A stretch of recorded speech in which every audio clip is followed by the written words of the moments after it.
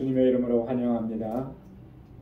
우리 마음을 다하고 뜻을 다해서 찬양과 영광을 받으시기에 합당하신 거룩하신 하나님께 예배드리겠습니다. 다 같이 기도하겠습니다.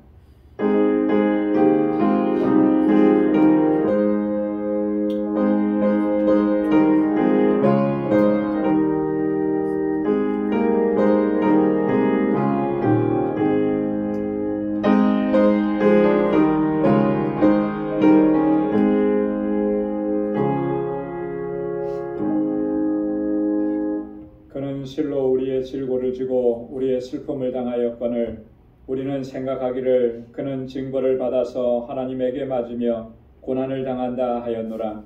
그가 찔림은 우리의 허물을 인하며 그가 상함은 우리의 죄악을 인함이라. 그가 징계를 받음으로 우리가 평화를 누리고 그가 채찍에 맞음으로 우리가 나음을 입었도다. 우리는 다 양 같아서 그릇 행하여 각기 제 길로 갔거늘 여호와께서는 우리 무리의 죄악을 그에게 담당시키셨도다. 아멘. 거룩하시고 자비로우신 아버지 하나님, 주님의 크신 사랑과 은혜를 감사합니다. 이 고난주간을 하나님의 은혜 가운데 지나게 하시고 나를 구속하신 주님의 그 구속의 은총을 더 깊이 묵상할 수 있도록 은혜의 시간들을 허락해 주시니 감사합니다. 늘 구원의 기쁨과 감격 속에서 하나님을 찬양하고 주의 이름을 높이며 또 하나님의 뜻에 합당하게 살아가는 저희들 되게 하여 주옵소서. 오늘도 주님 앞에 불러주심을 감사합니다. 우리 마음을 다하고 힘을 다하여 온전히 하나님을 예배케 하시고 오늘도 예비하신 주님의 은혜로 충만하게 채워 주옵소서. 예수님의 이름으로 기원하옵나이다. 아멘. 전능하사 천지를 만드신 하나님 아버지를 내가 믿사오며 그 외아들 우리 주 예수 그리스도를 믿사오니 이는 성령으로 잉태하사 동정녀 마리아에게 나시고 본디오 빌라도에게 고난을 받으사 십자가에 못 박혀 죽으시고 장사한 지 사흘 만에 죽은 자 가운데서 다시 살아나시며 하늘에 오르사 전능하신 하나님 우편에 앉아 계시다가 저리로서 산 자와 죽은 자를 심판하러 오시리라. 성령을 믿사오며 거룩한 공예와 성도가 서로 교통하는 것과 죄를 사하여 주시는 것과 몸이 다시 사는 것과 영원히 사는 것을 믿사옵나이다. 아멘. 찬양으로 하나님께 영광 돌리겠습니다. 하나님의 사랑을 사모하는 자,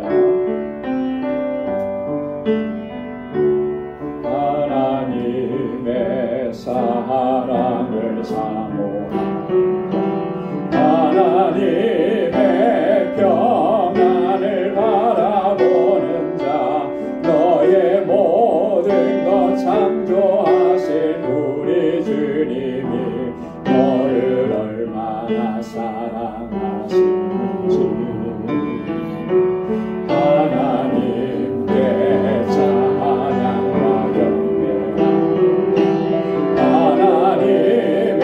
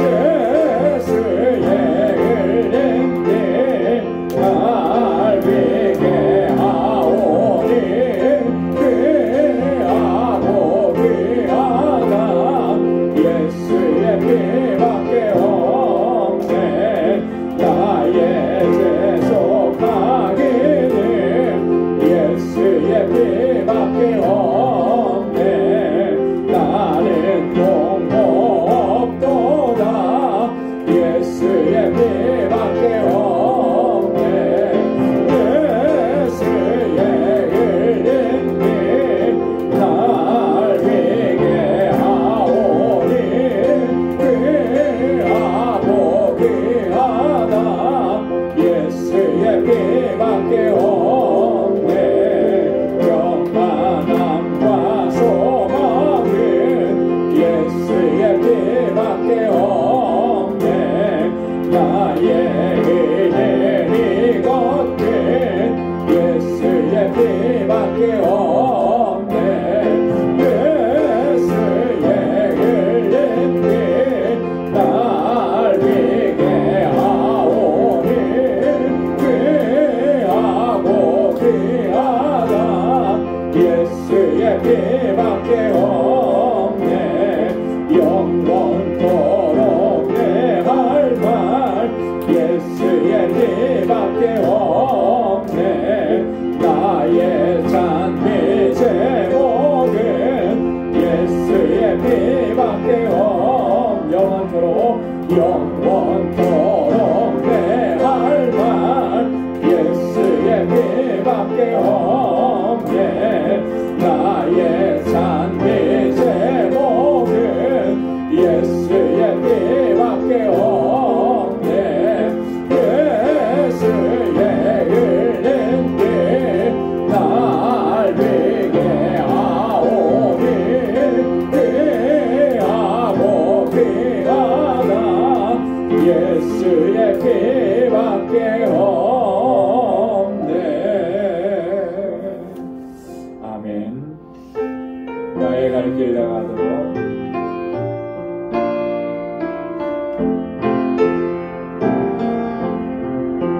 나의 갈 길 다가도록 예수 인도하시니 내 주 안에 있는 긍휼 어찌 의심하리요. 믿음으로 사는 자는 하늘 위로 받겠네. 무슨 일을 만나든지 만사형통하리라. 무슨 일을 만나든지 만사형통하리라. 나의 갈 길 다가도록 예수 인도하시니 어려운 일 당한데도 속하게 해주시네. 나는 심히 고난하고 영원 매우 가난하. 나의 앞에 반석에서 샘물 나게 하시네. 나의 앞에 반석에서 샘물 나게 하시네. 나의 갈 길 다가도록 예수 인도하시니 그의 사랑 어찌 큰지 말로 할 수 없도다. 성령 감화 받은 영혼 하늘 날아갈 때에 영영 문을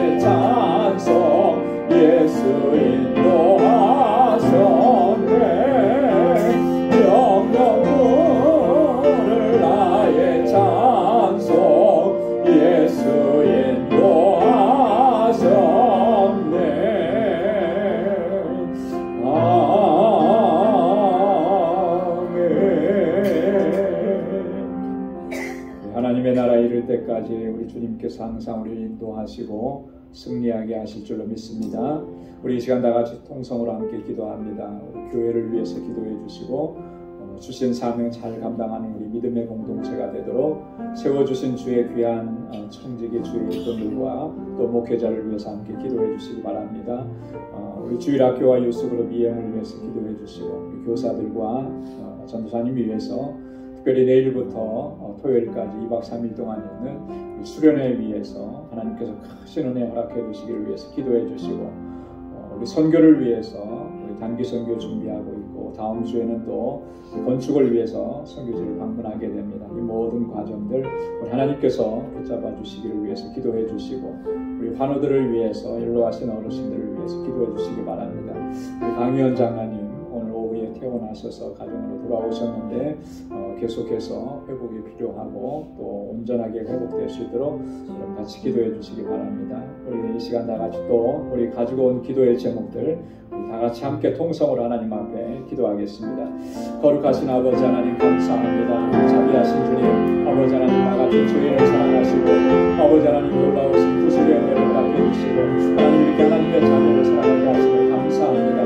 날마다 구원의 기쁨과 감격 속에서 하나님을 찬양하고 주님을 예배하고 아버지 하나님 주님의 뜻을 온전히 행할 수 있는 저희들이 다 되게 하여 주옵소서. 이 고난 주간을 지나면서 아버지 하나님 나를 위해서 주님의 그 구속의 은혜를 더 깊이 묵상하게 하시고 아버지 다시 한번 주님 앞에 결단할 수 있도록 도와주옵소서.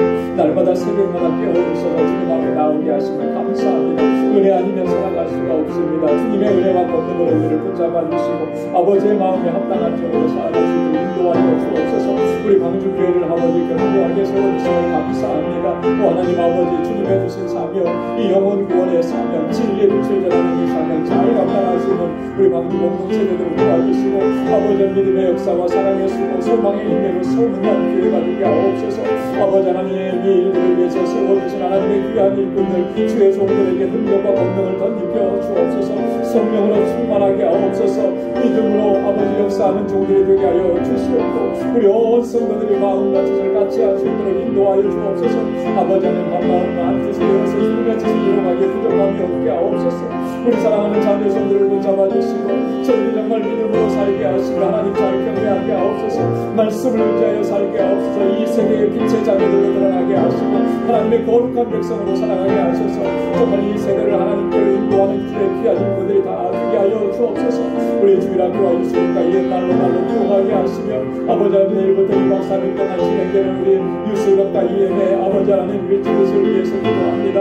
아버지 하나님 귀한 주의 종을 보내주셔서 하나님의 말씀을 선포하게 하시고 저들이 아버지 하나님 주님 앞에 간절하게 나아가게 하셔서 은혜로 충만해지도록 인도하시고 성령으로 역사하여 주옵소서. 오 하나님 아버지 우리 선교지마다 우리 선교사님들에게 능력과 권능을 던져 주시고 특별히 하나님의 방주교회 하나님 주님 세우셔사오니 권능의 장중에 붙들어 주셔서 그 지역의 영혼들을 구원하는 구원의 방주가 되게 하시고 우리 힐과 로레타 아버지 하나님 또 이끌어가는 모든 주의 일꾼들에게 능력과 권능을 덧입혀 주옵소서. 단기 선교를 준비합니다. 아버지 하나님 우리가 마음을 같이하게 하시고 주님의 그 긍휼의 마음을 우리에게 허락해 주옵시고 주님의 사랑을 전하기에 부족함이 없게 하옵소서. 준비하는 모든 과정들을 하나님께서 일일이 간섭하여 주시고 성령께서 아버지 역사하여 주옵시고 온 성도들이 같이 마음을 할 수 있도록 인도하여 주옵소서. 우리 아버지 하나님 또 알라메다 방주교회 건축을 위해서 기도하오니 아버지 하나님 좋은 사람을 만나게 해주셔서 이번에 아버지 하나님 건축이 하나님 은혜 가운데 아름답게 잘 완성될 수 있도록 도와주옵소서. 우리 연로하신 어르신들과 아버지 하나님 환우들을 위해서 기도합니다. 아버지 하나님 주님의 연약함이 있습니다. 주님 치료하여 주옵소서. 주께서 아버지 영과 육을 강건케 하시고 다시 아버지 회복시켜 주셔서 아버지 주님의 주신 사명을 잘 감당할 수 있는 주의 종들이 되게 하여 주옵소서. 이 저녁에 저희들 하나님 마음에 간절한 기도의 제목을 가지고 주님 앞에 나와싸우니 사랑하는 주의 종들의 아버지 그 부르짖음과 기도를 기억하여 주시고 하나님의 선하신 응답을 허락하여 주옵소서. 매일매일의 삶에 주님 의지하고 주님의 뜻에 합당하게 살아가고 믿음으로 승리하는 우리 광주의 권속들이 다 되게 하여 주옵소서. 하나님 오늘도 말씀 앞에 저들을 세워주셨사오니 주의 말씀으로 우리를 새롭게 하여 주시고 아버지 새로운 결단과 각오로 주님 앞에 나아가는 저희들이 되게 하여 주시옵소서. 주님 함께 하실 줄로 믿습니다. 감사합니다. 예수님의 이름으로 간절히 기도드리옵나이다. 아멘.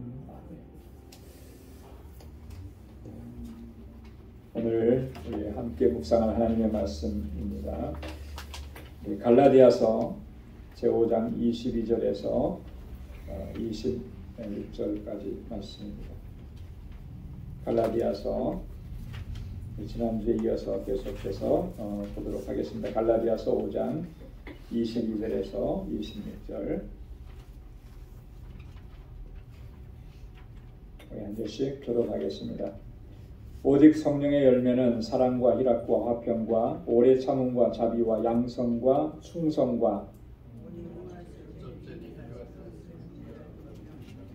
그리스도 예수의 사람들은 육체와 함께 그 정과 욕심을 십자가에 못 박았느니라. 다 함께요. 헛된 영광을 구하여 서로 격동하고 서로 투기하지 말지니라. 아멘. 우리 성령의 열매에 대해서 지난주에 이어서 계속 말씀을 묵상하도록 하겠습니다. 이 성령의 열매는 어떤 방식으로 우리에게 맺혀지는가? 여러분, 성령의 열매는 우리 안에서 그 열매를 맺는 그런 원칙, 방식이 있다라고 하는 거죠. 이것은 첫째는 하나님의 은혜인 거예요. 그래서 하나님께서 우리에게 은혜 주셔서 그 성령의 열매가 맺혀지도록 역사해 주시는 거죠. 또 하나님께서 그 은혜를 베풀어 주실 때 우리 안에서 성령의 권능으로 역사하시는 겁니다. 그래서 이 성령의 권능, 성령의 능력이 우리 안에서 역사하지 않으면 그 열매가 맺혀지지 않는 것이죠. 그리고 또 마지막으로는 우리가 정말 하나님의 은혜를 입은 은혜에 합당한 삶을 살아갈 때 성령께서 우리 안에서 그 열매가 맺혀지도록 하는 거예요. 그래서 우리가 늘 하나님의 은혜입니다 이렇게 고백하는데요. 그게 입술로만 고백되어지는 게 아니고 삶으로 고백되어지고 증거되어져야 한다는 거죠. 그래서 하나님의 은혜 안에서 살아가는 사람은 어떻습니까? 항상 기쁜 거죠. 은혜니까 기쁘죠. 은혜입니다라고 했는데 기쁨을 잃어버렸다면 그건 사실 정말 그 사람이 은혜를 입었는지를 좀 생각해 봐야 하는 거예요. 왜냐하면 은혜는 항상 우리에게 기쁨을 가져다 주기 때문에 그렇습니다. 은혜 받았기 때문에 은혜로 살기 때문에 늘 감사가 넘치는 거죠. 여러분, 은혜는 늘 감사한 거잖아요. 그죠? 은혜가 뭐라 그랬죠? 은혜는 하나님께서 거저 주시는 선물이에요. 그죠? 우리 그 어린 자녀들이 어렸을 때 항상 우리 한국 부모님들, 미국 부모님도 마찬가지인 것 같아요. 한국 부모님들은 특히 그 예절을 많이 가르치죠. 그래서 누군가가 뭐 선물을 해줬거나 누군가가 조그만 것이라도 주면 어떻게 하라 그래요? 감사합니다. 그렇게 하는 거예요. 땡큐 꼭 하라 그러거든요. 저희도 담비에게 늘 그래요. 뭘 누가 받으면 너는 반드시 땡큐 해야 된다고. 땡큐. 뭐 땡큐가 뭔지도 잘 모르고 이제 따라 하는 거겠죠. 그렇게 하라고 하니까. 여러분, 그게 중요한 거거든요. 하나님의 은혜를 받았으면 감사하면서 사는 거 당연한 거거든요. 그게 은혜에 합당한 삶인 거예요. 또 은혜에 합당한 삶은 순종이죠. 순종. 언제나 하나님의 말씀에 순종하는 거예요. 하나님의 말씀대로. 그리고 은혜에 합당한 삶은 늘 하나님을 찬양하는 겁니다. 뭐 노래로 찬양하는 것만이 찬양이 아니잖아요. 그죠? 내가 어디에 있든지 누구를 만나든지 하나님께서 나에게 은혜를 베풀어 주셨고 역사하셨고 그래서 내가 이렇게 은혜 안에서 살아갑니다. 하나님을 증거하는 거. 그죠? 하나님께서 하신 일입니다라고 선포하는 거. 그게 하나님을 찬양하는 거죠. 찬양이라는 말은 하나님을 높이는 거잖아요. 그래서 우리가 무슨 일을 하든지 내가 높아지고 내가 드러나는 것이 아니고 그 일을 행하신 하나님이 높임을 받으시고 하나님이 드러나셔야 되는 거예요. 이게 하나님을 찬양하는 겁니다. 은혜에 합당한 삶이라고 하는 것은 그런 거죠. 그런 삶 속에 하나님께서 성령의 열매가 풍성하게 맺혀지도록 그렇게 역사하시는 줄로 믿습니다. 성령의 열매 9가지를 지금 사도 바울이 본문에서 얘기하는데 지난번에 우리가 앞부분에서 6가지를 함께 좀 살펴봤잖아요. 제일 먼저 어떤 열매죠? 사랑의 열매라 그랬습니다. 이 사랑의 열매는 어떤 내용, 속성이 뭐라 그랬습니까? 이 사랑은 헬라어로 말하면 아가페라 그랬죠. 아가페. 이 아가페는 어떤 사랑이에요? 하나님 사랑, 신적인 사랑. 그죠? 그 하나님의 사랑의 특징은 뭐죠? 무조건적인 사랑이에요. 무조건적. 그죠? 인간 간의 관계 안에서의 사랑은 무조건적인 사랑은 없어요. 그죠? 다 조건이 있는 거예요. 뭐 이성 간의 사랑, 에로스에도 조건이 다 들어가 있고, 이 우정이라고 하는 필리아 안에도 다 이렇게 조건이 들어가 있고요. 형제나 혹은 동족 간의 사랑인 스톨게라고 하는 것에도 다 이게 혈육으로 맺어져 있고 한 핏줄이라고는 하지만 다 이게 조건이 다 들어가요. 그러나 하나님의 사랑에는 조건이 없는 거예요. 그러니까 성령께서 우리 안에서 역사하면 이런 사랑을 할 수 있도록, 이런 사랑의 열매가 맺혀지도록 역사하신다라고 하는 거죠. 그게 첫 번째 열매였고, 이 첫 번째 열매가 사실은 이 모든 다른 8가지 뒤에 얘기하는 이 모든 열매들 안에 다 들어가 있는 거죠. 사랑이 없이 희락이 있을 수 없고요. 그죠? 사랑이 없이 화평이 있을 수가 없는 거예요. 그러니까 이 사랑은 사실은 이 사랑 안에 모든 것들이 다 들어간다고 이렇게 우리가 이해하고 그렇게 알고 있어야 되는 것이죠. 자, 두 번째 열매가 희락이라고 그랬습니다. 기쁨이라고 그랬어요. 여러분, 하나님의 사랑을 우리가 정말 진실하게 느끼고 경험하면 기쁨으로 충만해지게 되는 거죠. 사랑받은 사람은 항상 어떻다고 그랬습니까? 얼굴이 환하게 피어나는 거예요. 그 얼굴이 밝아집니다. 사랑을 받으면. 근데 사랑을 받지 못하면 그 얼굴에는 항상 그늘이 져 있는 거예요. 그 가끔 가다가 제가 그런 걸 좀 봐요. 그 인간극장 뭔지 아시죠? 인간극장이라는 걸 보는데 그러면 그 사람의 어떤 스토리가 그 안에 담겨져 있는데 정말 사연 없는 사람이 없더라고요. 사연 없는 사람이 없는데 지금 저렇게 밝게 살아가는 그런 모습을 보이지만 조금만 더 내면을 그의 그 인생을 들여다보면 정말 고통스럽고 힘들고 어떻게 그 과정들을 이겨나왔을까, 그런 정말 상상하기 어려운 그런 힘든 일을 겪은 분들이 많이 나오더라고요. 얘기가 나오는데, 그런데 그래요. 이렇게 보면은 막 이렇게 행복하고 기쁘고 활달하게 사는 것 같은데 어느 한순간에 얼굴에 수심이 탁 들어요. 그늘이 진다는 거예요. 그러니까 왜 그럴까? 그러니까 어렸을 때 아픔이 있고 상처가 있는 거죠. 부모님께로부터 사랑을 받으면서 자라는 거, 이게 정상적인 건데 그런 사랑을 받지 못했던 거예요. 그러니까 일반적인 삶을 살아가다가도 그 얼굴에 수심과 근심과 걱정이 그늘진 것이 이렇게 탁 드러날 때가 있어요. 왜 그럼? 이거는 사랑으로 채워지지 않으면 그 모습이 바뀌어지지가 않는 거죠. 여러분, 우리 안에서 하나님께서 사랑으로 역사하셔서 우리의 영혼과 우리의 삶의 모든 부분이 기쁨으로 충만해지는 저와 여러분들의 삶이 될 수 있기를 소망합니다. 세 번째 열매는 화평이라 그랬습니다. 하나님께서 우리를 하나님과 화목한 관계로 우리를 회복시켜 주신 거예요. 이 화평은 또한 우리의 사명이기도 하다 그랬죠. 그래서 우리의 삶의 현장 속에서 우리와 관계하는 모든 사람들에게 화평케 하는 자로 살아가야 합니다. 그게 하나님의 자녀로서의 책임이고 또한 의무라고 하는, 오래 참음과 자비와 양선이라 그랬습니다. 이 오래 참음, 인내라 그러잖아요. 그죠? 네 번째 열매가 인내인데, 여러분, 이 오래 참는 것은 우리가 어떤 근거를 가지고 오래 참아야 되는 거예요. 그냥 참아낸다고 참아질 수 있는 게 아니라, 한 번, 두 번 정도야 뭐 참고 인내할 수 있죠. 그러나 그 넘어가면은 그런 인내의 한계점 안에 돌아오게 돼요. 누군가가 지속적으로 나를 괴롭히고 나에게 불의한 일을 계속해서 하는데 그것을 끝까지 참아내고 인내한다? 그거 쉽지 않잖아요. 그런데 그것을 가능하게 하는 것이 성령의 열매라고 하는 것입니다. 근데 우리가 인내할 때 항상 뭘 생각해야 된다 그랬습니까?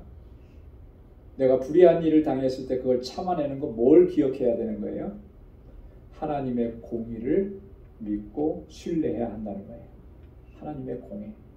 하나님은 공의로우신 분이잖아요. 내가 억울함 당하고 내가 고난 당하고 내가 이렇게 핍박을 받고 말할 수 없는 그런 일들을 겪게 되는 거 하나님께서는 다 보고 계시는 것이죠.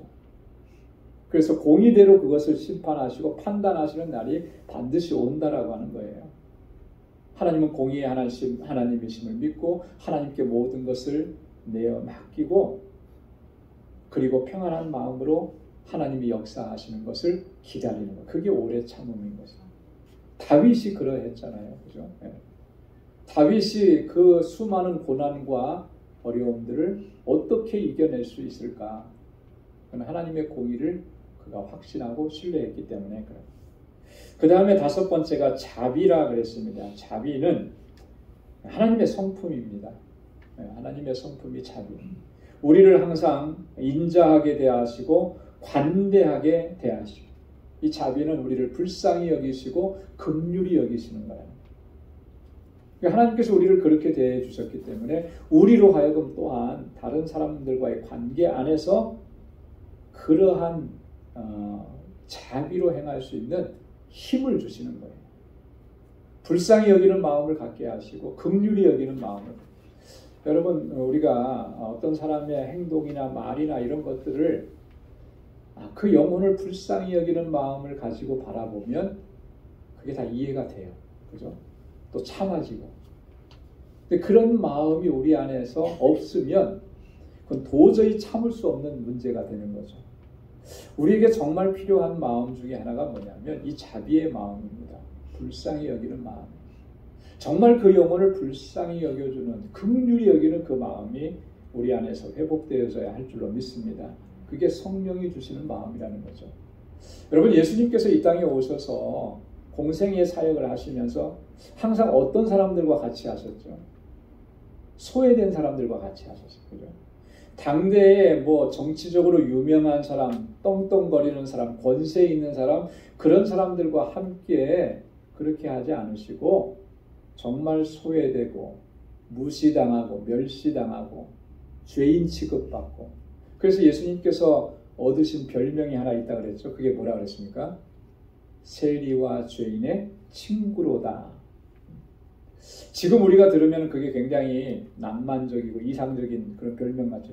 그리고 정말 아름다운 모습 같은데 당시의 세리와 죄인의 친구라고 하는 것은 굉장히 모욕적인 그런 말인 거거든요. 그런데 그 말은 예수님께서 지금 어떤 사람들과 함께 하셨는지를 보여주고 증거하는 거예요. 그들을 불쌍히 여기고 그들을 긍휼히 여기고 그들을 회복시켜 주시고자 하시는 것이 예수님의 마음이었다라고 하는 거죠.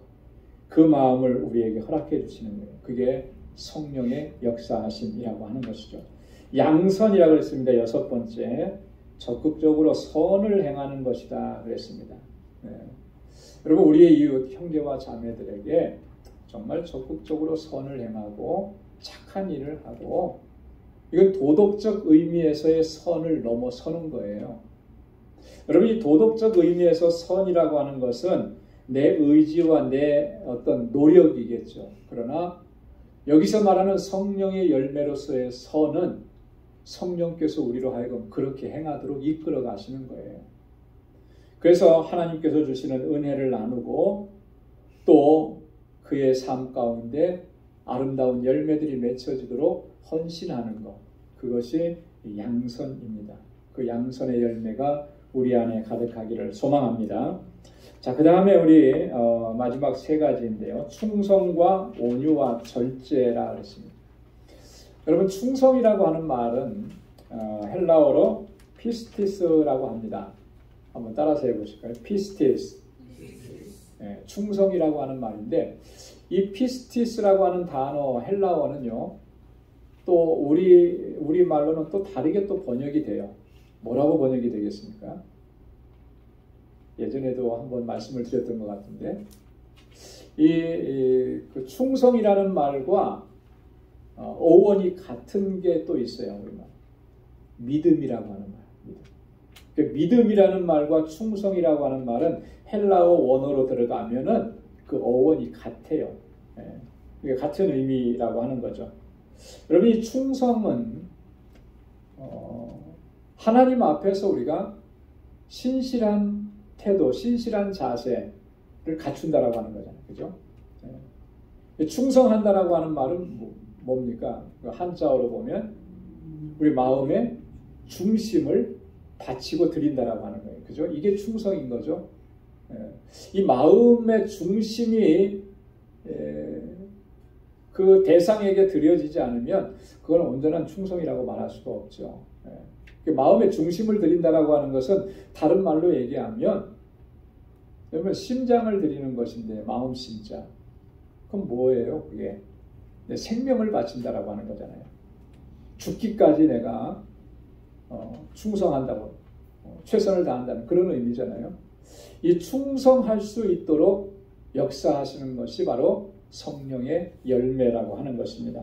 자, 그런데 하나님 앞에서 신실한 태도를 간직하지만 더 나아가서는 우리 이웃과의 관계 안에서도 진실함으로 행할 수 있도록 하는 것이 바로 이 충성이라고 하는 열매입니다.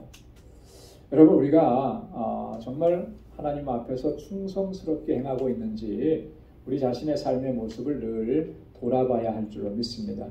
바울은요, 이 충성이라고 하는 것을 참 많이 강조했습니다.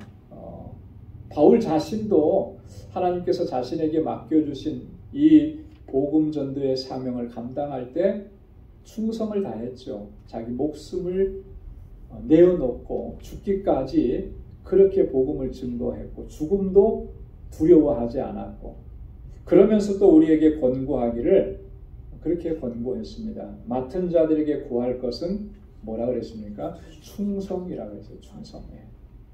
그러니까 우리가 주님께로부터 직분을 맡아서 감당을 하고 어떤 사명을 감당할 때 사실은 우리 안에 그 마음이 있어야 되는 거죠. 충성을 다하는 마음. 그냥 이 직분을 대강 대충 이렇게 감당하려고 하는 것은 사실 그 직분을 맡겨주신 분에 대한 그런 바른 자세가 아닌 거예요. 잠언 25장 13절에 보면 솔로몬이 이렇게 얘기합니다. 충성된 사자는 그를 보낸 이에게 추수하는 날에 얼음 냉수 같아서 그 주인의 마음을 시원케 하느니라 그랬어요. 충성된 사자는 그를 보낸 사람에게 마치 뭐와 같다 그랬냐면 추수하는 날에 얼음 냉수 같다. 추수하는 날에 그 덥고 힘들 때 얼음 냉수를 가져다 줘서 그걸 마시게 하면 얼마나 시원합니까? 그죠? 그래서 그 주인의 마음을 시원케 한다. 이게 충성스러운 종의 모습이라는 거죠. 여러분, 우리가 하나님 앞에서 충성한다라고 하는 것은 그런 거예요. 그죠? 하나님의 마음을 시원케 해드리는 거잖아요. 그죠? 우리가 어떤 직분을 맡았었든지 간에 그 일을 감당할 때 이러한 자세로 감당할 수 있게 하는 것, 그 능력을 우리에게 덧입혀 주시는 것이 바로 성령의 역사하심인 줄로 믿습니다. 그래서 우리가 성령의 역사하심을 구해야 하는 것이고요. 주님 앞에 늘 성령의 충만함을 구해야 하는 것입니다. 자, 그 다음에 8번째로는 온유라 그랬습니다. 온유. 여러분, 온유하면은 누가 가장 먼저 떠오르시죠? 엄마가 가장 먼저 떠오르시죠. 온유하면 누가 가장 먼저 떠올라요? 제가 기대하는 답은 예수님 그럴 것 같습니다. 이 온유라고 하는 온유는 예수님의 대표적인 성품이잖아요. 그죠? 예수님께서는 마태복음 11장 29절에서 뭐라고 말씀하셨습니까? 나는 마음이 온유하고 겸손하니. 예수님은 그랬어요. 나는 마음이 온유하고 겸손하니 너희는 나의 멍에를 메고 내게 배우라. 그러면 너희 마음이 쉼을 얻으리라. 그래서 온유는 예수님의 성품이죠. 예수님의 마음이에요. 이 온유라고 하는 것은 그런 거죠. 상대방을 이해하고 용납하고 받아주는 그 넓은 마음이 온유한 마음인 거예요. 자, 예수님께서는 예수님 앞에 오는 사람들 물리치셨습니까? 한 번도 물리치신 적이 없어요. 누가 오든지 예수님은 다 받아주시고 용납하셨어요. 어린아이들이 예수님 앞에 부모들이 어린아이를 데리고 나오니까 제자들이 그거 말렸잖아요. 애들은 가라고 쫓아냈잖아요. 그때 예수님께서 뭐라고 말씀하셨습니까? 이 제자들을 나무라시고 꾸짖으세요. 어린아이들이 내게 오는 것을 막지 말라, 금하지 말라. 어린아이들 뿐이겠습니까? 예수님은 죄인들과도 함께 하셨을 때 그 바리새인들이 얼마나 예수님을 비난했어요. 그죠? 저가 랍비라고 하면서 선생이라고 하면서 어떻게 저 죄인들과 함께 있느냐. 그런데 예수님은 다 받아들이신 거예요. 이게 온유라고 하는 거예요. 여러분, 우리가 이 마음을 가져야 여러분 누구든지 다 용납할 수가 있게 되는 거예요. 그러니까 우리는 어떻게 보면 참 사람을 많이 가르죠. 그죠? 이 사람은 나하고 좀 맞아. 그러니까 같이 하고, 저 사람은 뭔지 나하고 안 맞아. 그러니까 멀리 하고. 이 공동체 안에서도 우리 다 그렇잖아요. 목사님들의 세계도 다르지 않아요. 나하고 마음이 맞는 사람은 정말 친하게 지내고, 마음이 안 맞는다 그러면 뭐 멀리하고 가까이 안 하고. 이게 왜 이런 현상이 일어나느냐 하면 우리 안에 이런 온유의 마음이 부족하기 때문에 그런 거예요. 여러분, 성령께서 우리 안에서 역사하셔서 온유의 열매가 맺혀지게 되면 그러면 누구든지 다 품을 수가 있는 겁니다. 그렇게 품어야 되는 거예요. 품어야지. 그렇게 품을 때 한 생명이 변화되는 놀라운 역사가 일어나게 되는 줄로 믿습니다. 마지막으로 9번째는 절제라 그랬습니다. 절제. 자제하는 능력이라고 하는 거죠. 여러분, 우리가 절제하고 자제하는 능력이 사실 너무나 부족하죠. 너무나 부족해요. 특별히 오늘 지금 사도 바울이 이 성령의 열매에 대해서 얘기하면서 바로 앞에서는 뭐에 대해서 얘기했냐면 육체의 소욕에 대해서 이야기를 했습니다. 그래서 육체의 소욕이라는 것이 구체적으로 어떤 것인지를 아주 상세하게 자세하게 나열을 했었죠. 그래서 이 성령을 쫓아 행하라. 그리하면 육체의 소욕을 이루지 아니하리라 강조했던 거예요.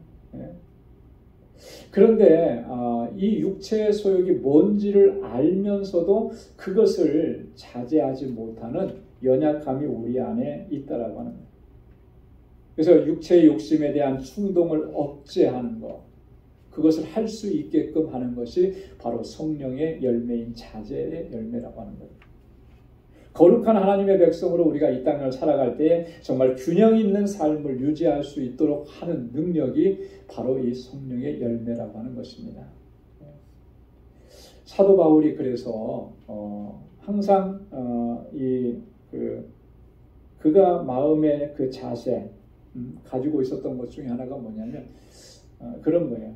나는 내 몸을 쳐서 복종케 한다. 내가 남에게 전파한 후에 도리어 버림이 될까 내가 두렵기 때문이다. 이렇게 고백을 하셨어요. 나를 쳐서 복종케 한다. 여러분, 이게 어떤 의미냐면요. 나를 친다라고 하는데 어디를 치는 거겠습니까? 나를 쳐서 복종한다 그럴 때 마음을 치는 걸까요? 권투를 이렇게 가끔 보면 막 얼굴 같은데 막 때려서 이렇게 할 때는 잘 안 넘어지는 경우들이 많아요. 근데 어디를 한번 딱 맞으면 그냥 바로 꼬꾸라지더라고요. 어디 맞을까? 급소. 명치. 그죠? 네. 그죠? 급소라는 게 뭐 머리도 되고 또 배는 여기 그 가운데고 여기를 한번 딱 맞으면 그냥 팍 쓰러지는 거예요. 여기서 말하는 내 몸을 쳐서 복종케 한다라고 하는 말은 그런 거예요. 급소를 쳐서 나를 쓰러뜨린다라고 하는 거예요. 여러분, 이 절제라고 하는 것은 그런 거예요. 나를 쓰러뜨리는 겁니다. 뭔가 정말 내 소욕대로 내 육체대로 살아가려고 하는 그런 욕망이 올라올 때에 그것을 나를 쳐서 쓰러뜨리고 넘어지게 만드는 능력, 그게 바로 절제라고 하는 거예요. 여러분, 우리가 이 절제를 하지 못해서 어려움을 겪고 곤란한 상황을 겪는 경우들이 참 많잖아요. 그죠? 음식에 대한 절제가 부족해서 과식을 하게 되는 경우가 있고요. 내 즐거움이라고 하는 거, 이거에 대한 절제가 부족해서 시간을 허비하고 뭐를 허비하고 다 허비하는 경우가 많아요. 우리가 신앙생활 하면서도 세상적인 그런 어떤 기쁨, 만족, 육체의 어떤 소욕들, 이것들을 절제하지 못해서 영적으로 우리가 은혜를 다 까먹어 버리는 경우들이 얼마나 많으냐는 거죠. 우리 안에 이 절제의 은혜가 임해야 할 줄로 믿습니다. 그 성령께서 우리에게 주시는 능력이고 은혜고 역사라고 하는 것입니다. 자, 이러한 성령의 열매들은 그 어떠한 것도 금지할 법이 없다라고 바울은 단언하고 선언하는 것입니다. 자, 그러면 그 다음에 이제 24절부터 26절까지 말씀인데요. 우리 그리스도의 사람들은 그러면 어떤 사람들인가? 세 가지로 얘기를 하는데, 자, 24절 말씀 다 한번 같이 한번 읽겠습니다. 다 같이요. 그리스도 예수의 사람들은 육체와 함께 그 정과 욕심을 십자가에 못 박았느니라. 아멘. 자, 그리스도 예수의 사람들은 그 육체와 함께 정과 욕심을 십자가에 못 박았다. 여러분, 십자가에 못 박았다라고 하는 말은 무슨 말이죠? 죽었다라고 하는 거예요. 죽었다라고 하는 거예요. 예, 한마디로 얘기하면 죽었다. 이 모든 것들이 육체적인 것들, 정과 욕심, 이게 다 죽었다라고 하는 거죠. 그런데도 여전히 우리 안에서 이것들이 살아 역사하고 있는 거, 우리는 종종 느끼게 되는 거예요. 그것이 우리에게 증거하는 것은 우리가 여전히 성령으로 충만하지 못하고 또 우리 성령의 인도하심에 우리가 순종하지 못하고 있다라고 하는 것을 반증해 주는 거예요. 예수 그리스도의 사람들, 우리가 그리스도인이라고 하면은 날마다 우리는 그 육체와 함께 그 정과 욕심을 십자가에 못 박는 거예요. 이 땅에 사는 날 동안에 우리가 완전할 수는 없죠. 완전한 사람은 아무도 없습니다. 그렇지만 우리 안에 여전히 우리 안에서 있는 이 그 육적인 욕망들, 영어로는 sinful nature라고 얘기하더라고요. 이런 것들, 내 안에 있는 죄악된 본성들, 이 정이라고 하는 것은 패션이라고 하는 건데, 열정인데, 이게 하나님을 향한 열정을 얘기하는 게 아니고 세상적인 열정을 얘기하는 거예요. 욕심이라고 하는 것도 디자이어라고 그러잖아요. 이 욕망이 하나님을 향한 욕망이 아니라 세상에서 얻고자 하는 그런 욕망들이에요. 이런 모든 것들은 결국 우리 영혼을 파멸로 이끌어가는 거예요. 예수 그리스도의 사람들은 이것을 날마다 십자가에 못 박는 사람들이라고 하는 거예요. 그래서 오늘 하루를 지나면서도 나의 삶이 이런 육적인 소욕들로 이끌림을 받은 이런 연약함이 있어서 주님 앞에 엎드리는 것이죠. 주님, 나를 붙잡아 주시고 성령께서 내 안에서 역사해 주시고 하나님, 이것들을 십자가에 못 박고 주님 앞에 거룩한 백성으로 살아갈 수 있도록 나를 인도해 주십시오. 나는 여전히 연약한데 주님, 나를 붙잡아 주시고 하나님의 거룩한 뜻을 쫓아서 살아갈 수 있도록 인도해 주옵소서. 우리가 그렇게 하나님의 도우심을 구하면서 그렇게 주님 앞에 서야 할 줄로 믿습니다. 갈라디아서 2장 20절에 사도 바울이 그렇게 고백을 했습니다. 내가 그리스도와 함께 십자가에 못 박혔나니. 그리스도와 함께 십자가에 못 박혔다. 이게 뭘 의미하는 거겠어요? 바로 본문에서 지금 얘기하는 거, 이걸 얘기하는 거예요. 주님과 함께 십자가에 못 박혔다는 것은 내가 죽었다라고 하는 것인데, 뭐가 죽었느냐라고 하는 거죠. 실제적으로 내가 육체적으로 죽었나? 그건 아니잖아요. 내 안에 육적인 본성이 십자가에 못 박혀 죽었다라고 하는 거예요. 자, 그러면 성령께서 인도하시는 대로 성령의 이끌림을 받는 삶으로 한 걸음 더 나아갈 수가 있게 되는 것입니다. 자, 두 번째로는 25절에 우리 25절 말씀 다 같이 한번 읽겠습니다. 만일 우리가 성령으로 살면 또한 성령으로 행할지니 아멘. 예수 그리스도의 사람들은 성령으로 행하는 겁니다. 성령으로 살아가는 거예요. 내 육적인 본성을 따라서 살아가는 것이 아니라 성령께서 이끄시는 대로 성령의 충만함을 구하고 성령의 인도하심에 순종하면서 살아가는 거예요. 성령을 통해서 우리 가운데 나타내신 그 하나님의 뜻을 찾고 구하고 순종하고, 그래서 성령께서 내 안에서 역사하시지 않으면 내가 우리의 그 육체로 사는 이 세상에서 승리할 수 없다라고 하는 거, 우리가 늘 인식하고 있어야 하는 것이죠. 여러분, 우리가 뭐 그냥 하루 이틀 이렇게 이 세상에서 지금까지 살아오면서 평범하게 살아온 것 같아서 뭐 그러지 않아도 뭐 잘 살아왔는데, 여러분, 이게 잘 살아온 게 아니에요. 그죠? 아무 염려 없고 근심 없고 뭐 노후가 다 마련돼 있고, 이게 이렇게 했다고 해서 이게 잘 살아온 게 아니라는 거예요. 물론 그것이 나에게 평안함을 가져다 줄 수 있고 평안한 노후를 가져다 줄 수 있을지는 모르지만, 나의 영이 정말 깨어서 하나님만을 바라보고 의지하고 믿음으로 살아가고 있느냐라고 하는 부분을 바라봐야 하는 것이죠. 여러분, 육적인 삶에서 평안함은 얻고 영적인 삶에서 모든 것을 잃어버리면 그것처럼 안타까운 일이 어디 있겠습니까? 예수님께서 비유로 말씀해 주셨던 어리석은 부자의 비유, 우리가 기억하잖아요. 그 어리석은 부자는 얼마나 열심히 노력했겠죠. 그러니까 그렇게 거부가 됐겠죠.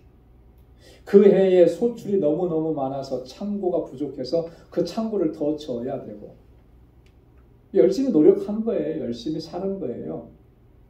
그래서 그가 마지막에 뭐라고 얘기합니까? 여러 해 쓸 물건을 많이 모아놓았으니 내 영혼아 평안히 즐기자, 그러잖아요. 그때 하나님께서 뭐라고 말씀하셔요? 오늘 밤에 내가 내 영혼을 취하면 네가 지금 이렇게 노력해서 쌓아놓은 것, 이 모든 것들이 다 누구의 것이 될 것이냐. 그 영혼을 취하시는 분은 하나님이신 거예요. 그 하나님 앞에서 내가 어떤 모습으로 설 수 있느냐. 육적인 삶에 있어서 부유함과 넉넉함과 평안함이 아니고, 비록 우리 육적인 삶에는 고난이 있고 부족함이 있고 결핍이 있을지라도 우리 영혼이 하나님 앞에서 부유한 삶을 추구해야 할 줄로 믿습니다. 그게 성령을 따라 행하는 사람의 모습인 거예요. 저와 여러분들이 성령 안에서 행하는 그러한 믿음의 사람들이 되기를 간절히 소망합니다. 자, 그래서 마지막 26절에 이렇게 권고합니다. 다 함께요. 헛된 영광을 구하여 서로 격동하고 서로 투기하지 말지니라. 헛된 영광을 구하지 말라. 육적인 삶을 추구하는 것은 결국 다 헛되다라고 하는 거예요. 육체의 소욕을 따라서 살아가는 것은 결국 헛된 자리에 이르게 된다라고. 하나님 없이 이루려고 했던 그 모든 것들은 다 허망하게 끝날 수밖에 없는 거예요. 여러분, 육체의 소욕을 따라서 사는 그 삶은 결코 긍정적인 결과를 가져올 수가 없다라고 하는 것이죠. 그럼에도 불구하고 우리는 헛된 영광, 헛된 야망을 쫓아 살아가고 있지는 않느냐라고 하는 거죠. 세상에서 많은 사람들이 우러러보는 그것만을 쫓아가는 거예요.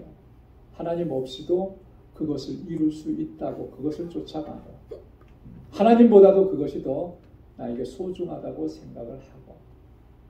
여러분, 우리가 예수 믿고 신앙생활 하면서도 여전히 그렇게 헛된 영광을 구하고 있다면 이건 뭔가 대단히 잘못된 거죠. 오직 우리가 구해야 될 것은 하나님의 영광인 줄로 믿습니다. 여러분, 하나님께서 우리에게 주시는 영광은 세상에서 추구하는 그런 것과는 비교할 수도 없는 거예요. 베드로전서 1장 7절에 보면 베드로가 그렇게 선포합니다. 너희 믿음의 시련이 불로 연단하여도 없어질 금보다 더 귀하여 예수 그리스도에 나타나실 때에 칭찬과 영광과 존귀를 얻게 하려 함이라. 할렐루야. 예수 그리스도께서 나타나실 때 뭘 얻게 하신다 그랬습니까? 주님께로부터 칭찬을 받고 영광을 얻게 되고 존귀를 얻게 한다. 믿음의 시련이 우리가 믿음으로 살다 보니 때로는 어렵고 고난이 있고 핍박이 있고 환난이 있고 다 잃어버린 것 같아요. 여러분, 믿음의 원칙대로 우리가 살아가려고 하면 세상의 것들이 우리를 만족시켜 줄 수가 없는 거예요. 자꾸 우리가 세상의 것으로 만족을 얻으려고 하니까 우리가 믿음으로 사는 길에 시련이 없죠. 고난이 없는 거예요. 믿음대로 살려고 하면 반드시 고난이 있고 시련이 있고 환난이 있습니다.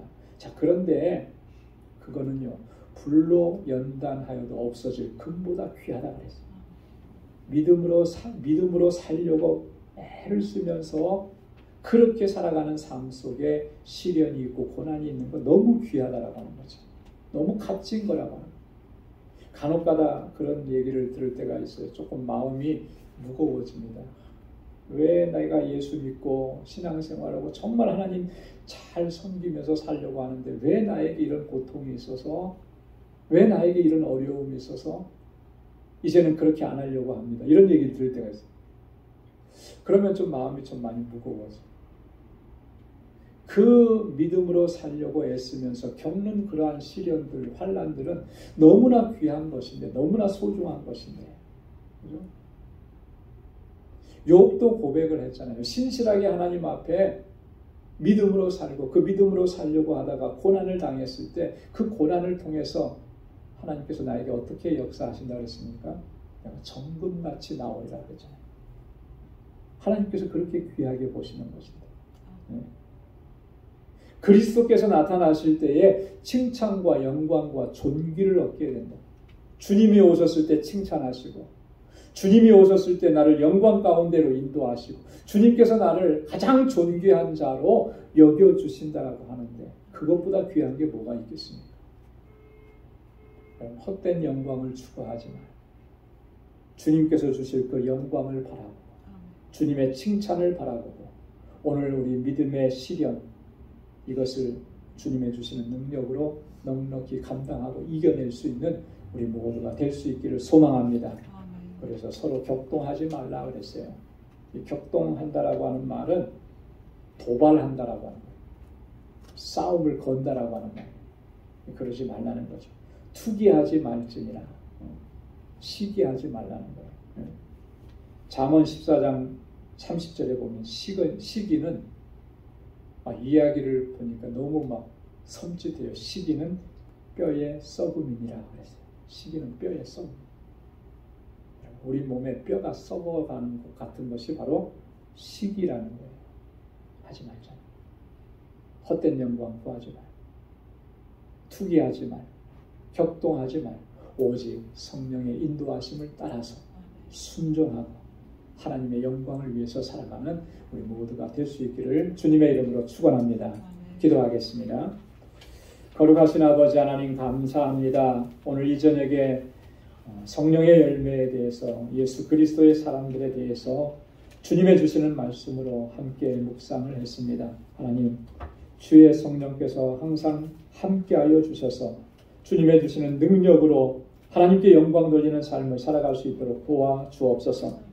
우리의 정과 욕심과 이 육체의 모든 것들을 예수 그리스도 우리 주님 달리셨던 그 십자가에 못 박게 하시고, 하나님 육체로 살지 않게 하시고 영으로 살게 하여 주옵소서. 하나님 육체의 욕심을 따라 살지 않게 하시고 하나님의 거룩한 뜻을 쫓아 살아갈 수 있는 우리 모두가 되게 하여 주옵소서. 그래서 우리 주님 다시 오시는 그날에 칭찬과 영광과 존귀의 여김을 받는 우리 방주의 모든 권속들이 다 될 수 있도록 하나님 은혜 허락하여 주옵소서. 이제는 우리 주 예수 그리스도의 무한하신 은혜와 하나님 아버지의 크고 놀라우신 사랑과 성령의 위로 교통, 감화, 감동 역사하심 주님의 뜻 안에서 하나님께 영광 돌리고 믿음으로 성령의 충만한 가운데 살아가기로 간절히 소망하는 우리 광주의 모든 믿음의 권속들과 저들의 가정과 직장, 생업의 터전과 학업 위에 이제로부터 영원까지 함께 하시기를 간절히 축원하옵나이다. 아멘.